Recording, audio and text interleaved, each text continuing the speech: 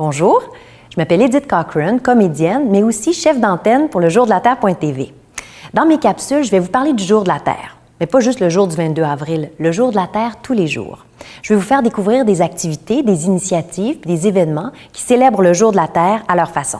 Aujourd'hui, je vous présente un nouveau programme de l'organisme Jour de la Terre Québec. C'est le programme Zinzen. Bon, c'est un nom un peu particulier, mais ça démontre bien le côté un peu fou de ce programme-là. En fait, ça consiste en la revitalisation d'espaces oubliés. Je vous laisse avec les images du lancement de Zinzen. On est donc à Gros-Van 78, sur la rue de Courcelles à Montréal. C'est le dévoilement du comité Zinzen, du programme Zinzen, du mode de vie Zinzen. Donc, on est là pour faire connaître le programme, intéresser des gens qui vont pouvoir y prendre part.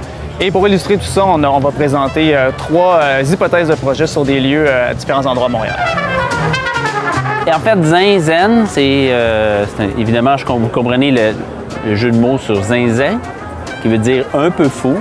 C'est le retour de la nature en ville. Et donc, le zin, c'est la ville, zen, c'est la nature. Zinzen, c'est un paquet de gens, en fait, qui ont été mis ensemble par le Jour de la Terre, qui s'intéressent à l'espace urbain de différentes manières. Il y a des gens de paysage, des gens des arts visuels, il y a un architecte, il y a moi qui est urbaniste. L'objectif de Zinzen, c'est de transformer des espaces qui ont été négligés, oubliés, abandonnés, maltraités. Et on dit, est-ce qu'il n'est pas possible, avec de l'imagination, de les transformer? On est allé visiter des sites dans la ville, puis on essaie de proposer une façon alternative de les utiliser, pas nécessairement de façon permanente, mais de façon transitoire. Est-ce qu'au lieu de le laisser comme ça, il n'y a pas moyen de faire des interventions minimales qui vont faire en sorte qu'il va être appropriable par les gens? Mais tout ça, avec un souci écologique, essayer de le faire de façon avec le moins de moyens possible. Souvent, dans ces lieux oubliés-là, la nature a repris ses droits. Entre l'asphalte, il y a des fissures à un moment donné, donc on va parfois exagérer ce qui existe déjà.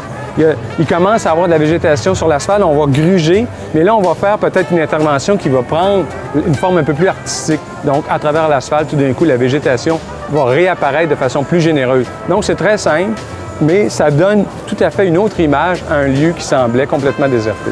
Donc, on dit qu'il y a une portion qui pourrait redevenir un endroit, il y aurait de la culture, ça serait en poche, en sac, des choses qu'on déposerait là de façon temporaire. Un angle important qui nous intéresse dans Zinzen, c'est l'agriculture urbaine, parce que c'est un moyen par lequel on peut avoir une relation privilégiée avec le végétal, disons.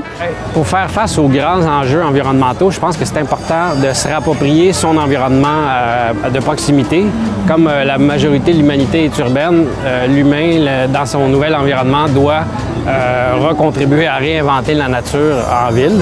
Et l'agriculture urbaine est un excellent vecteur pour faire participer les gens à cette transformation-là.